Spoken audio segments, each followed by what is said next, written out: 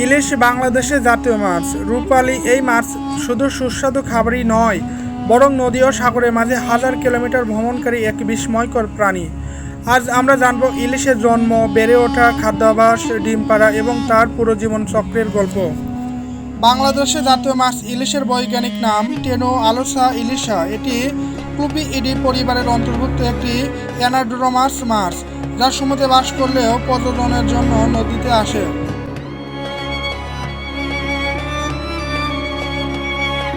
প্রাপ্তবয়স্ক ইলিশ মূলত বঙ্গোপসাগরে বাস করে, তবে ডিম পাড়ার সময় তারা সমুদ্র থেকে মিঠা পানিতে চলে আসে।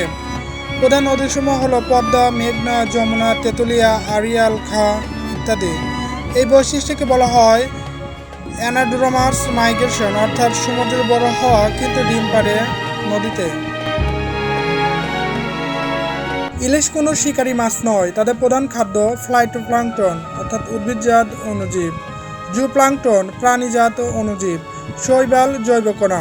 পানির মধ্যে মুখ খুলে সাঁতার কাটার সময় ফুলকার সাহায্যে এসব ক্ষুদ্র খাদ্য ছেঁকে খায়।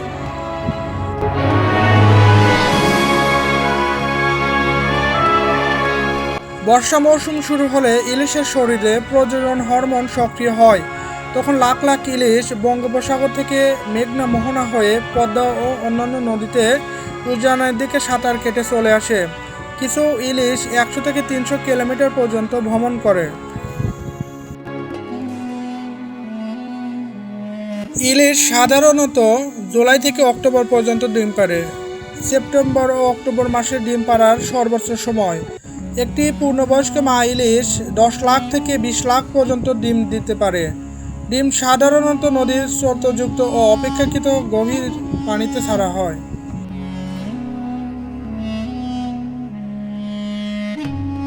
প্রায় 20 থেকে 30 ঘন্টার মধ্যে ডিম ফুটে বাচ্চা বের হয়। ছোট ইলিশকে বলা হয় জাটকা। জাটকার দৈর্ঘ্য সাধারণত 4 থেকে 25 সেন্টিমিটার। এই সময় তারা নদীতেই বেড়ে ওঠে।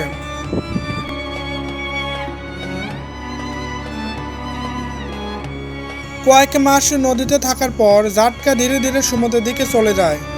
সেখানে প্রচুর খাদ্য পায়, দ্রুত বৃদ্ধি পায়, 1 থেকে 2 বছরের মধ্যে প্রাপ্তবয়স্ক হয়। এরপর আবার ডিম পাড়ার জন্য নদীতে ফিরে আসে।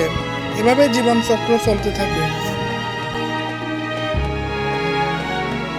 যদি ডিম ওলা ইলিশ বা জাটকা বেশি ধরা হয়, তাহলে ভবিষ্যতে ইলিশের সংখ্যা কমে যাবে।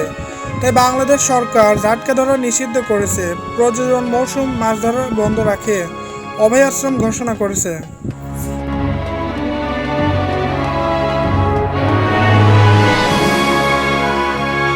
সমুদ্র থেকে নদী, আবার নদী থেকে সমুদ্র, ইলিশের এই অবিশ্বাস্য যাত্রা প্রকৃতির এক অনন্য বিষয়। আমাদের জাতীয় এই সম্পদ রক্ষা করার দায়িত্ব সবার।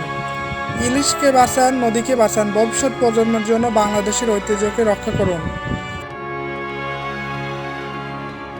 বন্ধুরা, আমার ভিডিওটি ভালো লাগলে ফেসবুক থেকে দেখলে আমার পেজটি একটা ফলো দিও, আর ইউটিউব থেকে দেখলে আমার চ্যানেলটি প্লিজ একটা সাবস্ক্রাইব করে দিও। ধন্যবাদ সবাইকে।